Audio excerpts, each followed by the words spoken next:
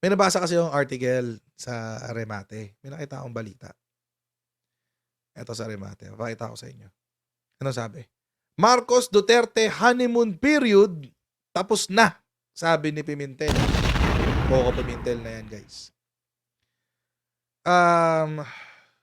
Nung una, parang hindi ako naniniwala. Parang hirap pa rin paniwalaan.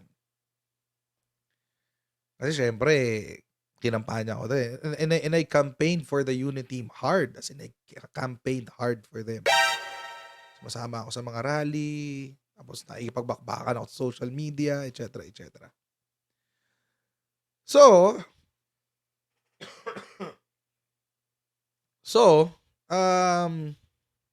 nung nabasa ko to, kanina, parang sabi ko, nung una, pag nakakabasa ako ng ganito, parang, hindi, malabo yan kasi wala naman statement galing sa kanila. Ngayon, pag nakakabasa ako ng ganito, iniisip ko, bakit wala pa ring statement galing sa kanila? Bakit wala pa ring statement galing sa kanila? So, I think now, I'm more convinced, 70-30. 70%, yes, wala nang unity. 70%. Yung 30% ko na yan, parang ano lang yan, umaasa na lang yan. Umaasa na lang ako na may mangyayari. But, for the most part, I would think, I would argue na minsan ko lang sasabihin to. Ngayon lang ako agree kay Coco Pimentel na posibleng tama na siya sa punto na to. Sabi niya, ako, personal opinion ko, yung relationship ng dalawang camps, sa tingin ko, if ever may honeymoon man sa relationship nila, mukhang wala na talaga ngayon.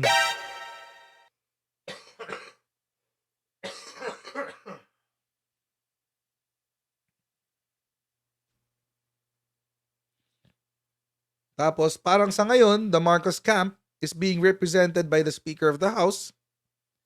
Parang si Speaker Martin Romualdez ang face of the so-called Marcos camp. Yung relationship ni Speaker at saka ni Vice President parang obviously hindi okay. Ito naman yun. Tapos, naglagay sila ng survey. Ang sabi, sa Okta Research Group survey noong October 2022, nakatanggap ng 86% na trust rating sina Marcos at Duterte. No October yan, 2022. After elections, no? Bumaba ito sa 73 kay Marcos at 75 kay Duterte noong Oktubre. So, what does that mean? It means, mga Kojero, na nagkaroon na ng divorce. It seems merong divorce or may away. Ngayon, kung dati, madidefend ko pa yan, sasabihin ko na, hindi, ano lang yan. Hanggat hindi nagsasalita yung tatlo, ano yan, buo pa ang unity. Pero ngayon, mukhang hindi na eh. It's not the same. Hindi na yung katulad dati na si VP Sara pumupunta pa sa mga departure ni ganito. Si PBBM bumibisita sa mga kung saan man nandoon si VP Sara, di ba? Wala nang ganun eh.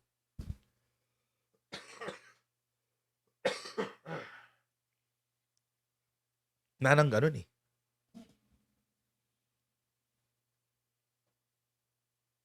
So, and it seems that they took their separate ways.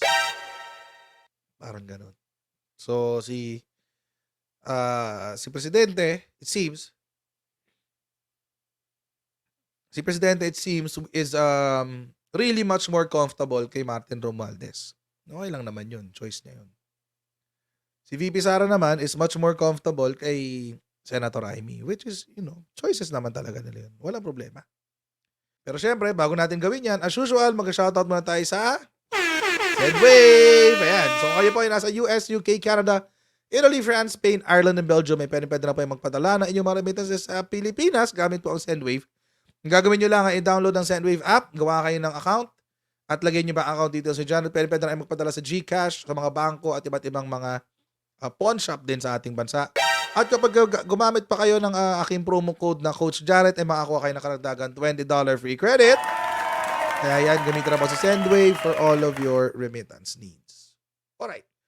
Pero, it seems, kahit unit team supporters tayo, I think we have to accept facts na kung meron pang natitirang konting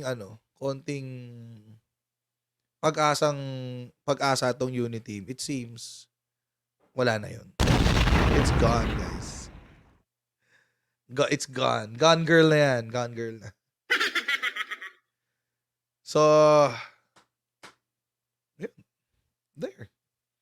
Kasi alam nyo mga kotsero, and I think partly na oversell din sa atin yung unity.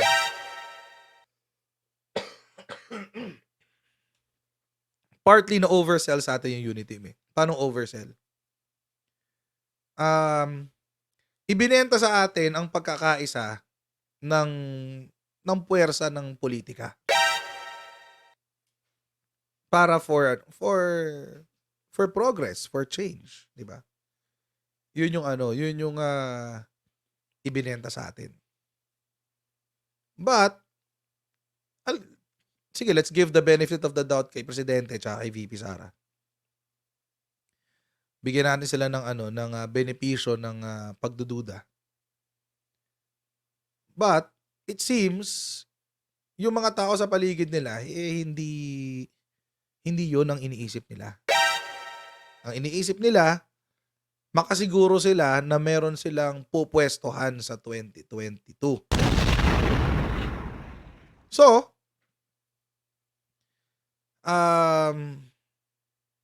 it seems totoo ang sinasabi ng mga dilawan. It is really a relationship of political convenience. At wala talagang adhikain ang unit team. Other than getting the most votes for 2022. Yun lang yun. Yun lang talaga siya. Yun lang ang unit team. Kaya tayong mga mamamayan na mangmang, nabudol tayong lahat. Oo. We were hoping na si Presidente at si Vice Presidente magkaibigan, magkasundo, di ba? Hindi sila magbabangayan, etc., etc. But it seems now nadidiktahan sila ng mga partido nila. VP Sara with GMA and PBBM with Martin.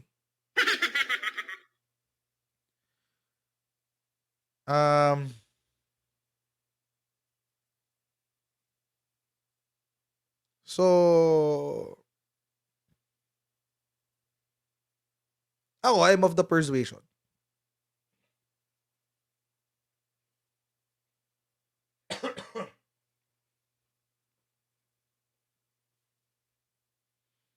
I'm of the persuasion the unit team is dead. Kasi na-accomplish na niya yung dapat niya ma-accomplish.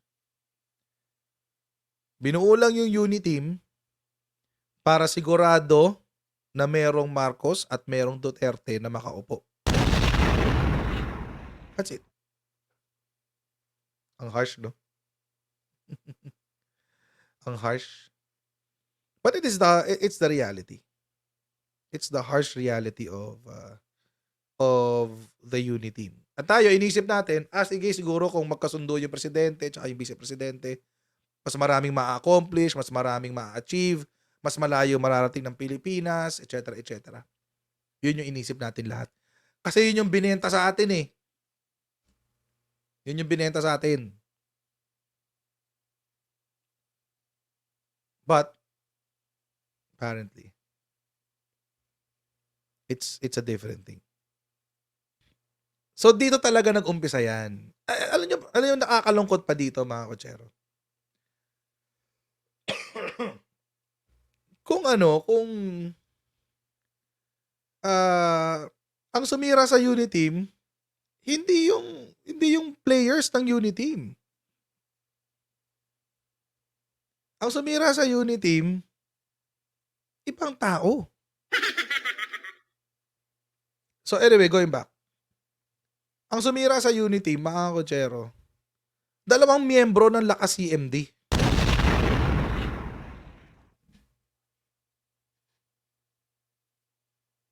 Dalawang miyembro ng Lakas CMD. Si Martin Romualdez at saka si Arroyo. Silang dalawa na magkasama sa isang partido ang nag-aaway.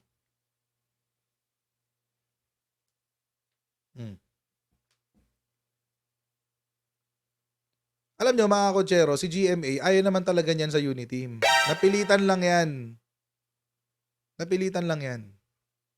Pero ayaw talaga niyan. According sa mga sources na nakwento sa akin. Napilitan lang siya. Pero ayaw talaga niya. Ang gusto niya tumakbo ng hiwalay si VP Sara. Si VP Sara ayaw niya tumakbong presidente. Yun. Tapos ngayon, sino ngayon ang pinapatakbo ni GMA? Ito si GMA kailangan talaga niya meron siyang mga nauuto para maisulong yung mga gusto niyang mangyari sa buhay niya. Sino ngayon ang pinapatakbo niya sa Senado? Si Tatay Diggs.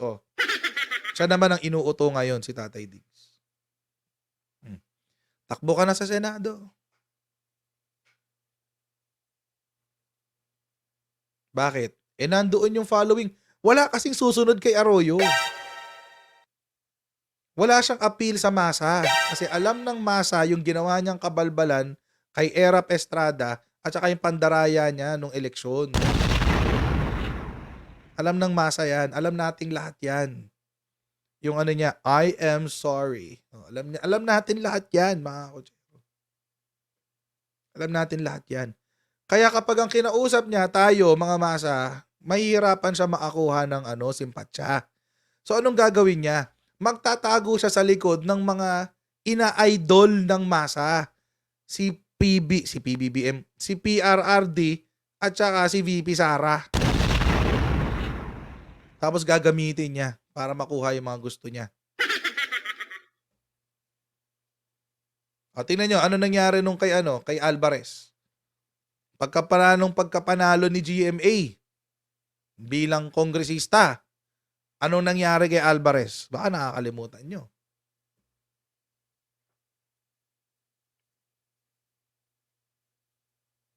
Kalimutan nyo yung nangyari kay Alvarez.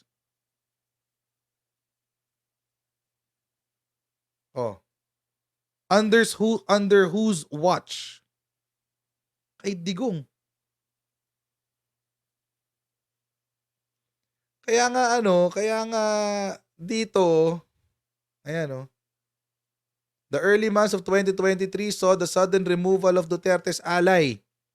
There was no explanation, but rumors were brewing that Arroyo tried to oust the speaker, a cousin and close ally of Bongbong.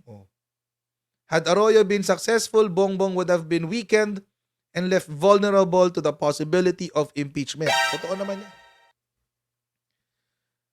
yan. This could have been the best administration ever.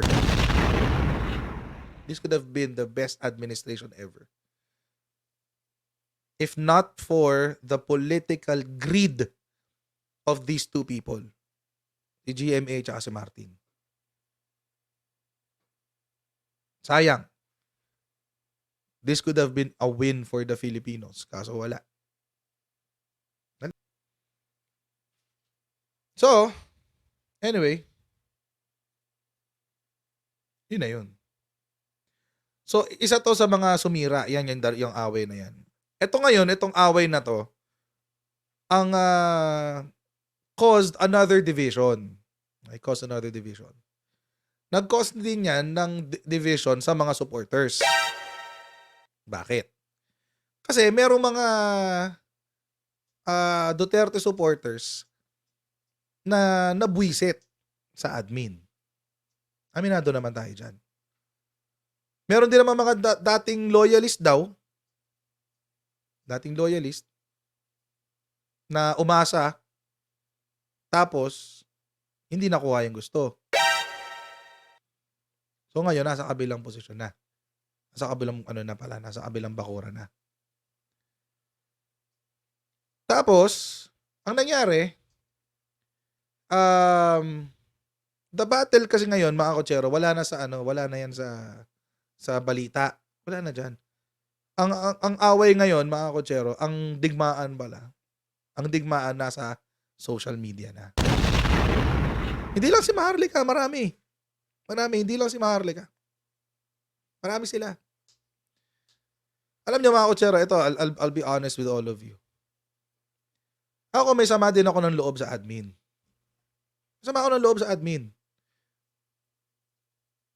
Alam nila yan kung ano yung sama ng loob ko sa kanila. Kasi pinarating ko sa kanila yung sama ng loob ko sa kanila. Alam nila yan. Sinabi ko yan kay Emerald.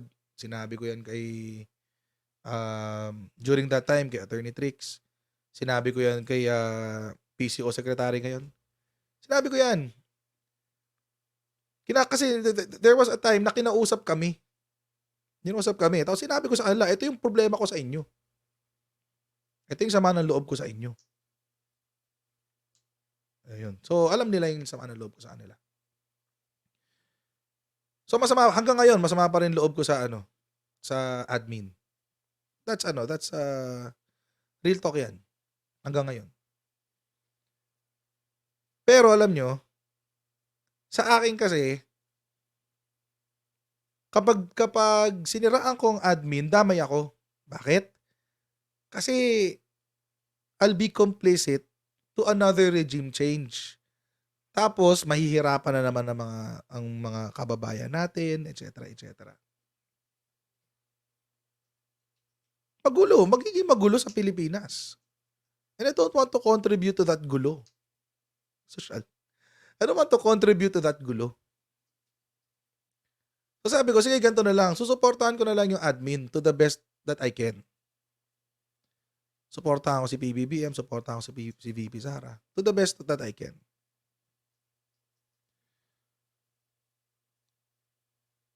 Tapos,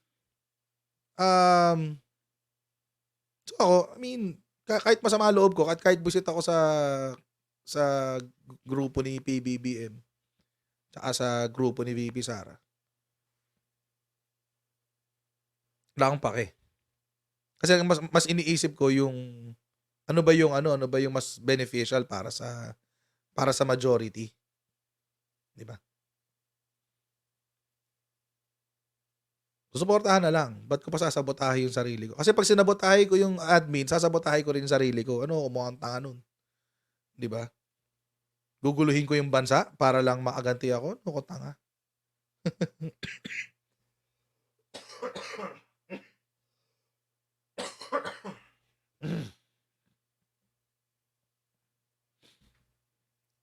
Ricardo, manahimik ka na lang. Dami-dami mong kinukuda. Wala ka naman masagot pag tinatanong ka.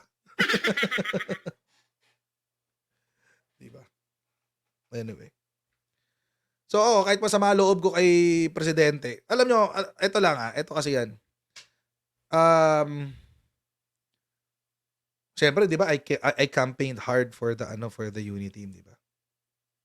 I campaigned hard for the unity team. Lang yan, mga kotsero, ni high ni ho, wala akong nakuha sa dalawa. Diba? Kahit thank you na lang eh. Hindi naman ako nag-expect ng posisyon. Naano pa nga ako dyan dahil dyan sa in-offer nila sa akin, nagmukha pa akong masama. Pag tinanong nyo yung PCO, sasabihin, wala silang in-offer, pero sila yung kumausap sa akin. Mukhang gago. Mukhang gago eh. Anyway, Pinagmukha pa nila ako masama dahil diyan. I have all the screenshots. I have everything. So, kaya kong patunayan lahat ng sinasabi ko. Nagmukha pa ako masama. 'Di ba? Umeffort ako ng kampanya. Tapos, di man ako humingi ng kapalit. Pero kasi binigay ko yun ng voluntary. Ang nakakainis lang talaga yung pagkatapos kang hindi, ito na lang. Ang tamang term is feeling ko ginamit ako. Nung panahon ng kampanya, nami-meet ko pa yan sila FL, nakakasalubong ko pa yan, kung makapaghayan. Hello coach, ganyan, how are you? Ganyan. Oh, noon yun. After nung nanalo na,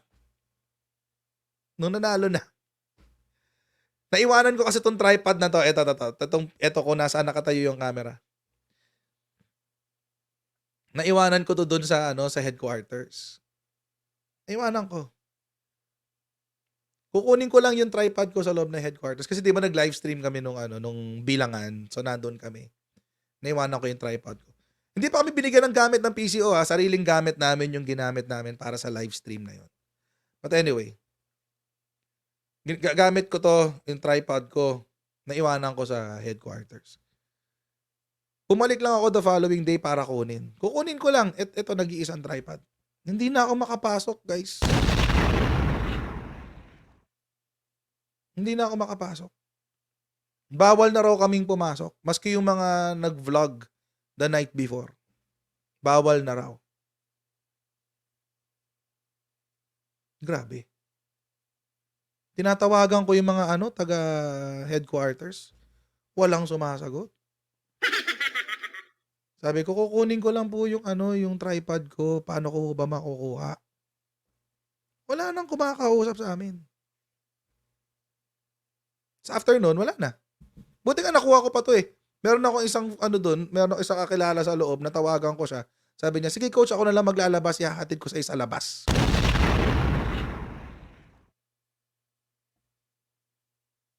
Kaya may sama talaga ako ng loob sa admin. Ni pa thank you, wala akong nakuha. Ni thank you lang, kahit card lang eh. Okay na ako sa card. Oh. Hindi yan kwento, Trexie, Ate Trexie. Totoong nangyari yan. Ako personally, ako. Ewan ko sa kanya. Pero ako yan, personally yan nangyari sa akin.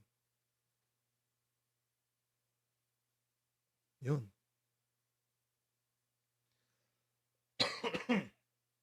Tapos, after nun, tinawagan ako. Sabi, coach, buo ka ng grupo ng vloggers. O, di binuo namin si UVIP. Buo daw ng grupo ng vloggers. Papa-credit natin. Ganyan. Okay, sige, buo ng grupo ng vloggers. Ganyan. Tapos, ang sabi, ikaw na lang point person namin para ikaw na lang kausap. O dahil ako yung point person ng ginawa nitong mga kasama kong vlogger, sige ikaw na lang din magpresidente sa amin. Ganun. Wala akong choice eh. Hindi ko naman pinili maging presidente ng mga mukong na yun eh. Tapos, di pinabuo. Tapos ang sabi, coach, ang gawin mo, ikaw yung maghahawak ng vlogger care. So, basically, alagaan mo lang yung mga vloggers. Ganun lang yung gagawin mo. So, walang problema. Pinag-submit kami ng ng papeles, ganyan. And then, eto baka mag-react dito si Koy. But anyway. Tapos magulat-gulat ako. Yung PDS na yung PDS na pinirmahan namin. Kalat na. Hindi ko alam kung sino ang nagkalat. Sinubmit ko sa loob mismo ng PCO. Di ko sasabihin kung sino. Basta PCO. Nag-receive USEC ng PCO. Pero, eto, hindi lahat katulad ko mag-isip. Yun. So, aside from the political side of things, etong, kita ko yung comment ni Katie, sabi niya, andun daw siya. Oo, kasama, ano yan. Imagine, si Katie, alam niya lahat ng pinagdaanan ko from campaign hanggang sa UVIP, hanggang sa kung paano kami nilaglag, kung paano kami, alam niya lahat. Alam niya, yan, papatotoo yan sa akin. Lahat yan. Alam nila yan. Sinugal ko yung pangalan ko para dito sa Marcos administration, pero binalik sa akin, wala. Okay lang yun. Again, kasi mga kotsero, I look at the bigger picture. What's the bigger picture? Mga taong nagkakatrabaho, poverty rate na bumababa, etc. etc. Okay na yun. Okay na yun. Wala nang problema doon. Kaya hindi ko kinontra yung admin.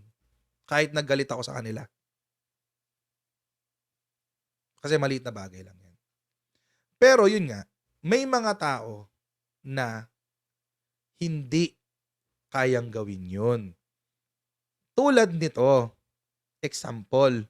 O, ipapalabas ko sa inyo. Same interview to kanina doon sa yung sa kay VP Sara. Pero ito, may tinutukan silang issue. Ito. Dahil nabanggit nyo na si Maharlika. Ako, I was just been listening to your analysis on social media. Pero ito po, hindi nga cryptic yung napanood ko, ma'am, kay Maharlika. No? It's really diretso, no? Isa pa sa mga dahilan, actually, ang pinaka-base ng tanong ko, ma'am, is how do you control and is somebody trying to suppress these kinds of people who are talking their minds? Isa yun, ano? So may dalawang punto ng freedom of expression. Kasi yung napanood ko, ma'am, kay Maharlika, it's quite strong, actually. It's the strongest I've ever seen. Diba? Ang sabi niya, meron siyang dalawang narrative. Actually, siguro narinig mo na, ma'am, yung sinasabi yung pulburon, no? Maglalabas siya ng video na may pulburon. Naku, isa sa pinakamatindi sa matindi, parang Watergate. Paliwanag mo, Michael, ano yung pulburon na yan? Okay. Sa pagkakaintindi ko, sa ilalabas na video, inaantabi natin video, may isang pangulo, sabihin na si Diretso, kasi sinabihan na naman ni dati ni PRRD, di ba, na mayroong kumakandidato presidential na nagko-cocaine. So malamang yun, meron daw lalabas na video na nagpopulburon. So isa yun, no? So yun yung mga parang at the height of it. Pero hindi cryptic yun, ma'am. Diniretso niya eh. Pangalawa, binanggit niya, nang sabi niya, kaya naman ganyan daw. Actually, meron nga siyang salita para kay BBM, para kay First Lady. Di ba may ganun eh. No? Meron siya mga parang moniker sa kanila. Siguro alam na ng mga nakikinig sa atin yan. Pero sabi niya, lumuhod daw ng langit at lupa si Senator Amy Marcos kay PRRD nung siya ay Pangulo na, kasi kasama si PBBM nung dati pa, nung panahon pa ni PRRD na siya ay Pangulo, sa narco-list. Parang gano'n, no? So lumuhod, nakiusap para tanggalin siya sa narco-list. Parang gano'n. So yun daw hindi ka. Sabi ko nga si Ina, Ma'am Malu. Hindi po galing sa amin yan, oo. Hindi nga cryptic eh. Yun yung narinig ko mismo kay Maharlika habang pinakikinggan ko. So sabi ko, wow, talagang tindi. No? So ibig sabihin, yung mga ganito po klase, ma'am, is this, sabi nakakabahala ito para sa tinutukoy niya sa administrasyon. Ano? So ito ba yung mga paraan kung bakit kailangang ma-pressure o, di ba, ngayon si Sasot nga po, yung binabagay natin kanina ng delete yung Facebook, si Sasot nga yun. No? May mga ganito, na napipigilan na. SMNI is one kasi nagiging platform daw ni dating Pangulo Marcos, parang gano'n. So yun yung pareho tanong ko, ma'am. Yung una, yung freedom of expression. Pangalawa, yung how do you control yung ganitong klase mga messaging na hindi pa confirmed pero lubhang nakakabahala at nakakasira po ng inyong pagkatao. Ano pong take niyo dyan, ma'am, sa mga ganyan? Hindi na critic. Dun sa tanong mo, how do you control? Hindi mo makokontrol eh. The only way you can do that, technically, if you release, kunya nag-release si Maharlika, merong video, lumuhod, kasama sa listahan. Those three accusations are really, really very strong. Oh yeah, they're very serious ones. So you either have to have the proof or you suffer the consequences, right? So technically, libel, etc. Mhm. But on the other side, you are administration. And Mhm. as administration, you have all the power, The the resources there. levers to respond. Bakit hindi mo pinapatay yung istorya? Di ba pag This is may stupid. crisis, head on. Oo. Hindi totoo yan, ito, Mhm. walang katotohanan yan, ito. Ang sense ko, dahil ang pinag-ugatan ay yung pagkasarado ng SMNI, na Mhm. wala man lang, di ba, ng MTRCB, ng NTC, Mhm. tapos isinabay mo itong takedown, ang tingin tuloy censorship. Iyon, oo. Diba? Gusto nating palabukin Pwede pa. mo namang si PCO takes the stage and tells everyone, number one po, doon sa issue ng sagutin mo. Oo, sabi Why? ko. Ako'y naghihintay nga ganyan naman eh. Wala. Why will you dignify a rumor?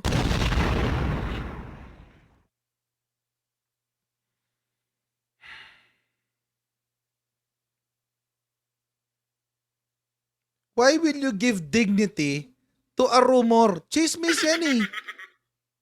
Alam niyo, nakakatawa. Ito yung common thread na sinasabi ng mga Duterte Balasuba supporters. Okay? Ito yung common thread na sinasabi nila. Kung hindi totoo to, sumagot kayo. What the heck? Kayo yung naglabas ng info, ilabas nyo.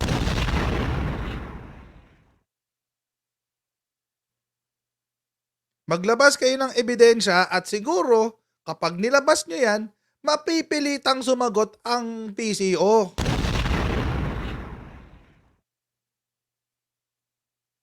Ang stupid men. Ang stupid. It's so stupid, really.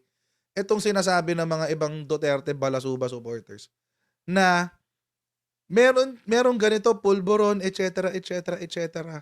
O, tapos,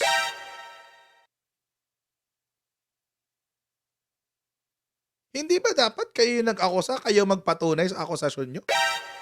O may magsasalita, sasabihin, hindi naman korte to eh. We're not talking about the rules of court. Kasi hodang hindi korte ito, nag-akusa ka eh. Ba't ko bibigyan ng kredibilidad yung chismis mo by answering it?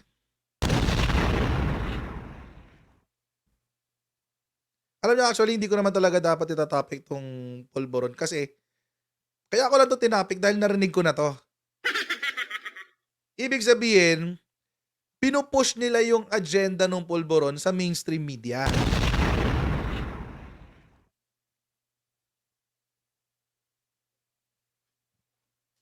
Kasi sa social media lang naman yan eh. Di ba, na nauso. So ngayon, ang gusto nilang gawin, i-pick up na ng mainstream.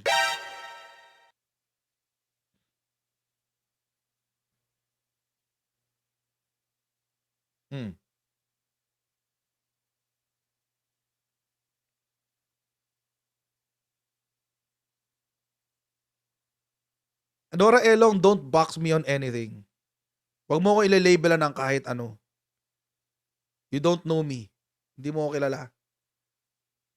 Anyway.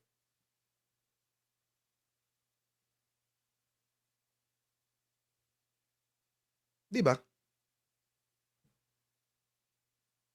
Ano ba siya kailangan magpaliwanag sa chismis nyo?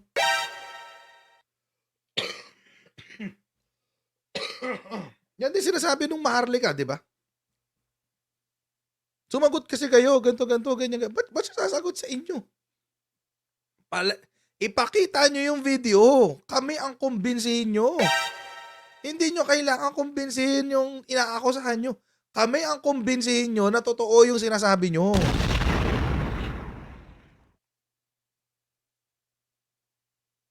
Tapos meron mga experts naman daw, mga matatalino naman, sinasakripisyo nila ang common sense para lang syempre, well, may politika kasi eh. Oo, ang problema dito sa administration na ito, hindi sinasagot at nananahimik. For what? Sa crisis management, pag may crisis, andun ka, binibigyan ng impormasyon. Kung hindi mo bibigyan ng impormasyon, all these things will come up with their own amoeba operation. Is this a national security issue? Ikukumpara mo ba yan sa mga binabaha? Sa mga binabagyo? Sa mga nililindol? Yung chismis nyo? Yung chismis nyo, ikukumpara nyo sa ganong klase ng national security issues? Is this a crisis? Is this a crisis? Really? You consider this story as something that will create a crisis?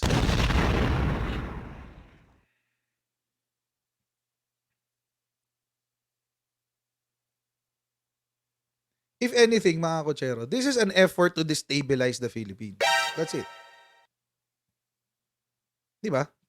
Yun lang yan. And Di ba? Ito and grow to a totoo. monster na you cannot control na rin Oo. talaga. Napakahirap mong i-control with social media. Tandaan nyo ha, ang social media can multiply fast. So kung yan ang ihahagilapin mo sa social media, wala. Ang gagawin lang dyan, you create another site. You create mirror sites. And then, Biola, nandun. My sense, pinakukulo ang dugo ng lahat.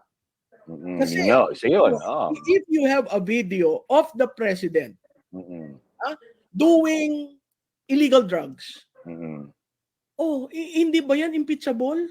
Oo, parang Watergate na nga yan eh, di ba? Oo. So labanan ngayon, di ba, ang sabi, hindi ko ilalabas yan dahil pinangangakuan ko. Mutually assured destruction. Meron ng guest nun, Ina eh.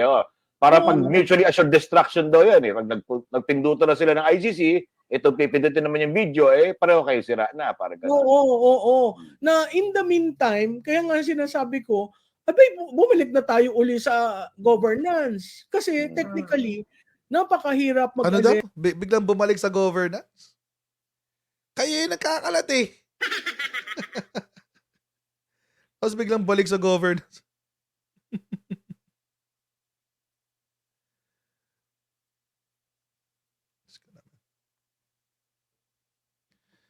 At best, yung chismis dyan sa yung chismis, and this is, I guess, para lang this is, kaya ako to pinakita to prove a point. Isa sa mga bagay na sumira sa Uniteam, eto, galit ng mga influencers. That's it. Galit ng mga influencers. Napansin ko yan nung umpisa pa lang, nung panahon ni pagka-appoint kay Clarita Carlos sa National Security Council. Doon ko unang napansin niya. Tapos 'di ba binakbakan ng LCAB yan si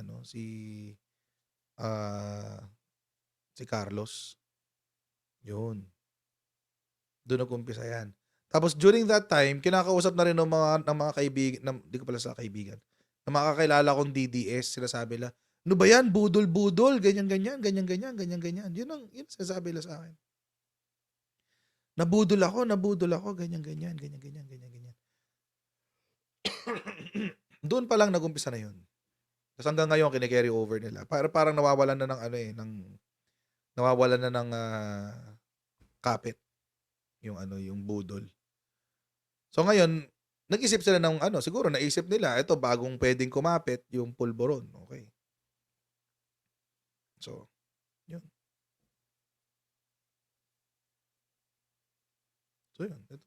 So yan yung next na sumira. And at the same time, siguro nga din yung kung paano tinrato ng admin yung mga tumulong sa kanila.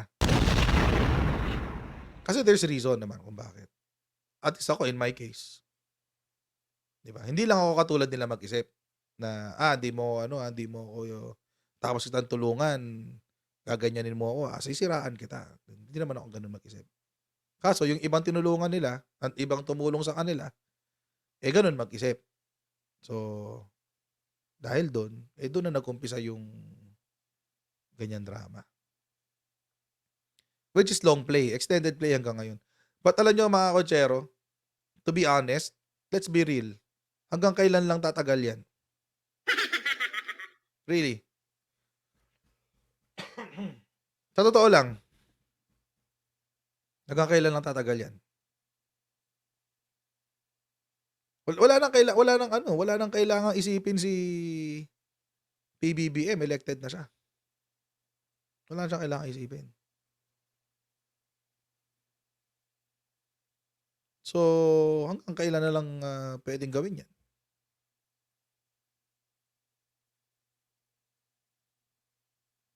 Yung drama na yan sa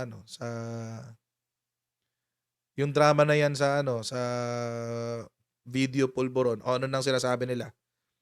Ako wala, totoo lang, in-expose ko yan, pero wala talaga akong kopya niyan. Nasa kanila, ewan ko sa kanila. Wala na, di ba? Yung nag-expose, umatras na. Hugas kamay na. O, tapos yung mga DBS, di ba? Hindi pa nila ma-pick up yun. Hindi nila ma-pick up eh. O, yung mga DBS, hindi ma-pick up. Hanggang ngayon, yun pa rin ang iniisip. Pero yung nag-expose, wala na, umatras na siya. See?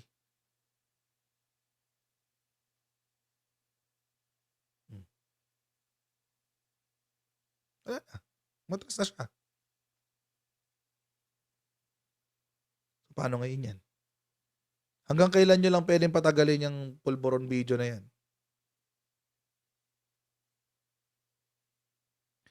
Salamat sa inyong panonood sa ating live stream. Okay, God bless everyone. And don't forget to like, share, and subscribe. And I'll see all of you sa ating next Coach Jared Live. Okay, God bless. See you next time. Bye!